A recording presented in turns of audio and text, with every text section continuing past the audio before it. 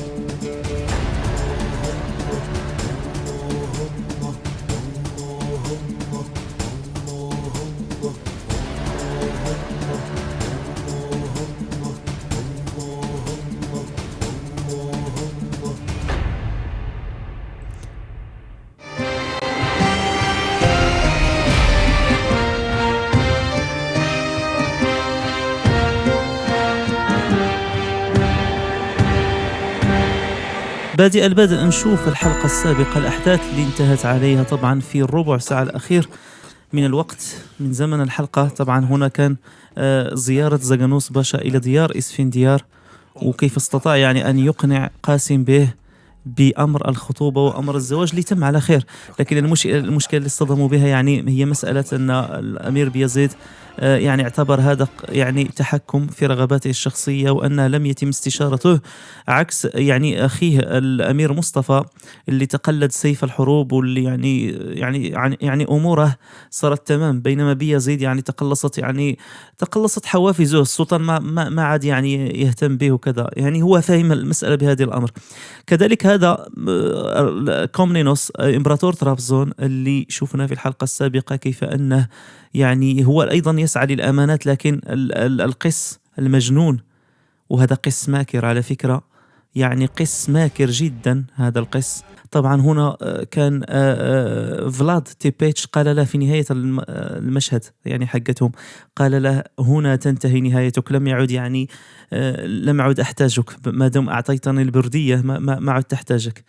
ولكن هذه كانت خطة فقط من فلاد حتى يثبت أن البردية صحيحة مو مزيفة.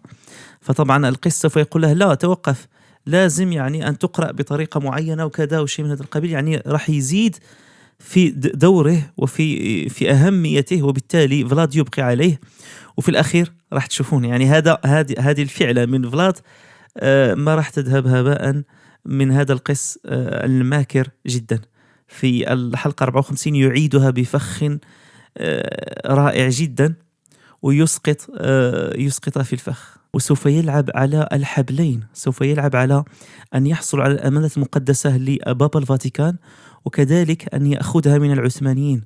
وشفنا كيف أنه يعني يلعب على الخطط، كل خطة عنده يلعب عليها. لكن في الحلقة القادمة، الحلقة 54، راح يكون طرف ثالث أو طرف رابع يدخل أيضا، اللي هو الإمبراطور كومنينوس. نشوف الإعلان حقت الحلقة القادمة وراح تفهمون. rütbeyi rütbeyi tenzile تنجيو لهذا المكان. أيه هنا طبعا إذا هنا طالما الإمبراطور كومنينوس استطاع أن يصل إلى فلاد وإلى القس وإلى خططهم، راح يكون هناك لقاء بينهم في الغابة، وراح يصل إليه عن طريق هذه الخائنة حورية البحر. وقال هي طبعا هنا تأتي إلى الإمبراطور وتحدثه ويقول لها طالما أنك لا تعملين لصالح الأتراك فلماذا أنت هنا؟ çalışmıyorsun. Niçin buradasın? تكلمي.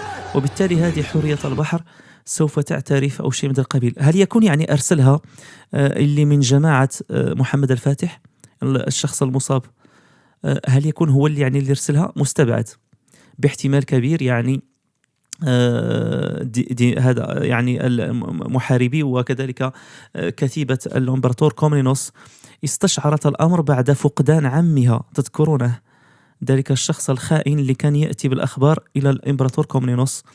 وبالتالي وفي الغالب هذا الوزير يعني هو اللي يكون تحسس الأمر واستشعره وراح يخبر الإمبراطور كومنينوس، وبالتالي يتم اعتقالها واستنطاقها، وهي تعترف تقول لهم بأن القس يعمل مع جماعة خارجية، مع جماعة محمد الفاتح، واتحد معهم في هذه الفترة ويكذب عليكم بشأن التقارير اللي يرفعها لكم، وهو يعني مبتغاه أن يسعى للوصول إلى الأمانة المقدسة. هذا الأمر لن يذهب يعني لن يكون مقبولا من طرف الإمبراطور كومنينوس اللي راح يتدخل، وشفنا يعني التدخل هنا في الإعلان القادم. أيوة هنا أيوة. لكن هنا ظهر أيضا القس اللي يعني تجلت خيانته، أحس بأن الإمبراطور يعني استشعر الأمر. شوفوا معي القس اللي ظهر في هذا المشهد، يعني هو الآن صار يلعب على حبل أن يفلت من الأتراك، أن يعني يتخلص من الأتراك، وبالتالي عاد مرة أخرى إلى العمل والاشتغال مع الإمبراطور كومنينوس. يعني أعطاهم فلاد مقابل أن يعود إليهم مرة جديدة بالآمال المقدسة ويشتغل معهم على خط جديد وعلى خطة جديدة يحاولون جميعا استكشافها ومعرفة الأمانات المقدسة ومصيرها. ويقول لها فلاد أيها الخائن، ويصاب فلاد هذا المشهد. شوف يصاب فلاد، يسقط يصاب. في الغالب اللي راح ينقذه هو الشخص المصاب اللي كان معاه في الكوخ اللي موجود جنب البحر في الحلقة السابقة. وهذا يعني في الأخير جماعة محمد الفاتح ومحاربيه المعتقلين راح يعني يفكون أنفسهم شيء من هذا القبيل. يعني في الأخير راح يساعدون فلاد، وراح يكونوا هذه المرة مصممين على أخذ الأمانة المقدسة غصبا عنهم. وطبعا استطاع فلاد أن يصل فعلا إلى مراحل متقدمة. ظهر هذا في الإعلان. انظروا هنا، شوف أيوة هنا يقول اليسوع بانتوكراتو. شنو هو اليسوع بانتوكراتو؟ ايش يكون اليسوع بانتوكراتو؟ هي صورة هذا اليسوع والعياذ بالله اللي يحمل الإنجيل في يده اليسرى ويحمل بهذا الرداء. هذه تسمى صورة اليسوع بانتوكراتو، وهي موجودة في الكثير من الكنائس حول العالم، في اسطنبول في كنيستين أظن، في الكثير من الكنائس، حتى في دولة مصر أظن موجودة هذه الصورة في العديد من الكنائس. وهذه الصورة توحي حسب تعريفهم هم والعياذ بالله، توحي بأن يعني هذه صورة اليسوع صاحب المجد، صاحب القوة، صاحب الشأن، الذي يأمر، القائم بالأمور، الذي يأمر فيفعل. وهذا كله والعياذ بالله فقط يعني كفر على كفر. وطبعا بهذا الدليل سوف يستطيعون استنتاج المكان المستقبلي للمكان اللي تتواجد فيه الأمانة المقدسة. ولذلك ظهر فلاد في مرحلة متقدمة من الإعلان يقول أيوة هنا، أيوة نشوف، أيوة هنا فيردي. شوفوا فيردي كيف يتدخل أيضا، يسقطون فلاد ويعمل خطة العملة النقدية اللي يعملها دائما حتى تظهر يعني هيا بنا لنرى ما تقوله الميدالية عنك، هل الموت أم الحياة؟ لكن في الأخير يتدخل أفراد محمد الفاتح، جماعة محمد الفاتح، وينقذون فلاد منه.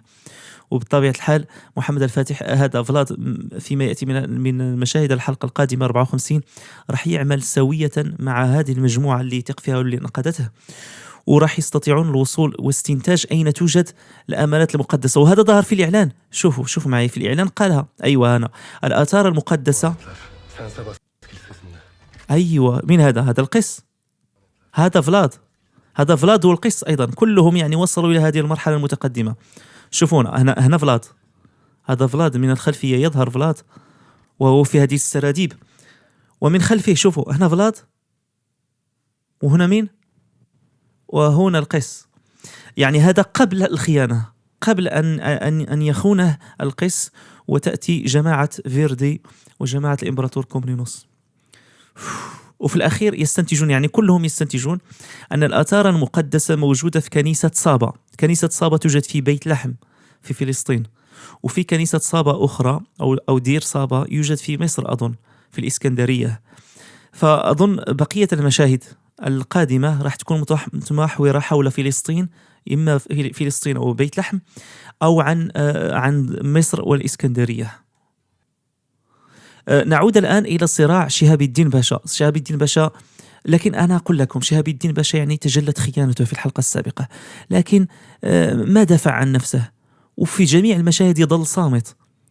يعني حتى مع صراعه هذا، شوفوا حتى هنا يعني في الإعلان القادم مع محمود باشا، شوف يظهر دائما صامت. وبالتالي أنا متأكد إن شاء الله بأنه سيقلب الطاولة. طبعا هو لم يخن، وإنما فقط تأخر وحبس الكتيبة، ما أدى إلى انهزام المسلمين في حرب بلغراد. وبالتالي هذه تعتبر خيانة خيانة في الحرب، وتعتبر خيانة لزاغانوس باشا اللي تم يعني ربط الهزيمة به، وبالتالي تم إقصاؤه من حضرة السلطان. لكن أنا أقول في احتمال كبير استطاع السلطان أو زاغانوس أو حتى هذا شهاب الدين باشا أحدهم عمل لعبة لمحمود باشا، أو عمل خطة لمحمود باشا أو شيء من هذا القبيل. شوفوا معي هنا ايوه، شوف أتمجة، شوف محمود باشا يتكلمون مع شهاب الدين، يقول له لا يمكن للخيانة أن تنفع حتى للخائن. شوف، وفجأة تفتح البوابة. لكن هنا يظهر شهاب الدين باشا، وهنا يظهر زاغانوس باشا، ما يعني أنهم كانوا أيضا داخل الحوار. كان زاغانوس وكان شهاب الدين، وبعدها شوف اللي يدخل. نشوفوا هنا بعدها شوف اللي يدخل السلطان. يعني هل السلطان ستتجلى له بأن اللي يمسك بطوق شهاب الدين باشا هو الصدر الأعظم محمود باشا؟ طبعا محمود باشا يعني ماكر جدا ويلعب على الحبلين، وفي وسط الحلقة سوف يظهر للسلطان بأنه يعني مخلص وكذا، ويتباكى عليه ويقول له شوف، أنا على استعداد بخفض رتبتي يا مولاي. يعني أنا يا مولاي أنا أستطيع أن أخفض رتبتي حتى يحصل التوازن داخل البشوات في الدولة، لأن الدولة مهم أن يكون فيها توازن وكذا، فأستطيع أن لا أبقى صدر أعظم، أنا أنزل. يعني الحلقة القادمة راح تكون يعني حلقة شائكة جدا. أنا على استعداد يا سلطاني بخفض رتبتي يا مولاي. هذا فقط يعني شوف مثل يقول يجرح ويرمي الملح على الجرح، شيء مثل هذا. يعني شوف يعني كيف يعطيها خاتم الصدارة. لا أصدقك. هل يكون يعني زاغانوس باشا هو الصدر الأعظم في الحلقة القادمة؟ باستبعاد كبير، مستبعد، لأن فقط يعني باحتمال كبير أن السلطان يبقي على محمود باشا دائما في الصدارة، لكن يقبل بعودة زاغانوس باشا، لأن ربما محمود باشا يعني عمل هذه الخطة حتى يعني يظهر على أنه مو هو المخطئ، وإنما شهاب الدين هو المخطئ. السلطان راح يتحرى في هذا الأمر كثير، وراح يجد إن شاء الله بأن في عمل في حرب بلغراد، ولازم يعلم تفاصيله. نشوف الأحداث القادمة أيضا. هل في أحداث عن الانكشارية؟ ما في، لكن هذا إيه؟ أيوة، هدو أعضاء كتيبة محمد الفاتح استطاعت يعني الهروب من السجن. راح تكون في حماس وقوة وقتال. وعراق. هذا الحرب. نشوف الحرب الآن، الحرب كيف انتهت، ولكن نشوف هذا بعد الفاصل.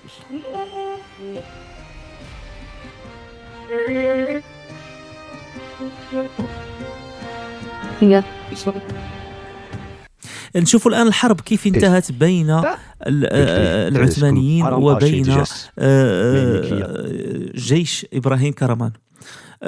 في احتمال كبير أن جيش إبراهيم كرمان انسحب من أرض المعركة خائبا، لأنه أولا لم يكن مسلحا بالشكل الجيد، كان يعول على تسليم القلعة بشكل سلمي وبدون حرب، لكن خطة السلطان محمد الفاتح أربكته بقطع الرأس حقة المبعوث الخسيس، وبالتالي سوف ينسحب إبراهيم كرمان وراح يعيد ترتيب أوراقه على حساب خطة أخرى جديدة.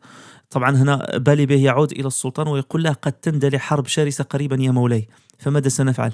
السلطان أيضا راح يعيد ترتيب أوراقه وبخطة جديدة، يقول نحن عاصفة سنحرقهم ونتجاوزهم. في الغالب الأمر ينتهي بتصالح وبدفع للجزية من طرف إبراهيم كرمان للسلطان محمد الفاتح وبتصالح الأمور، وهذا أيضا راح ينفع بخصوص قاسم إسفنديار اللي راح يصالح السلطان محمد الفاتح، وهذا سيكون تأهب لانضمام أراضي قاسم إسفنديار الموجودة في الشمال على البحر بانضمامها للدولة العثمانية، وتأهب أيضا في القادم سنة 1486 بانضمام أيضا أراضي إبراهيم كرمان للدولة العثمانية بشكل رسمي. نشوفوا الحلقة كيف تكون. هذا طبعا هذه كتيبة الإمبراطور كومنينوس، وراح يهرب هنا قلنا يهرب القس، ويظهر لفلاد بأن القس اضطر للهروب، لكن في الحقيقة القس خائن معهم ورتب لهذا الأمر. Ne diyor? Yaşam mı? Ölüm mü? يعني خطير، يعني رتب لهذا الأمر القس، أو ربما يعني وجد داخل هذا الأمر، وفي الأخير سوف يظهر لكومنينوس بأنه يعني نيته صالحة وبأنه لم يخنه كذا، وبأن اللقاءات السابقة مع فلاد إنما تمت لاستدراجه، لكن راح يحدث إن شاء الله شنآن بينهم، وأكيد فلاد والكتيبة كتيبة محمد الفاتح راح يستطيعون بلوغ الأمانة المقدسة. الحلقة القادمة راح يكشف الخائن، هل يكون شهاب الدين هو يعني التأكيد هو الخائن؟ هذا اللي راح نشوفه في الحلقة القادمة. كذلك ظهرت ابنة إبراهيم، ابنة قاسم إسفنديار، وهي من الخلف، هذا حلم فقط، من خلف بايزيد وتحمل الخنجر، لكن هذا في الغالب هذا حلم أو شيء من هذا القبيل، وهذا لا أساس له، وإن شاء الله يتزوجها ويتم الزواج على خير.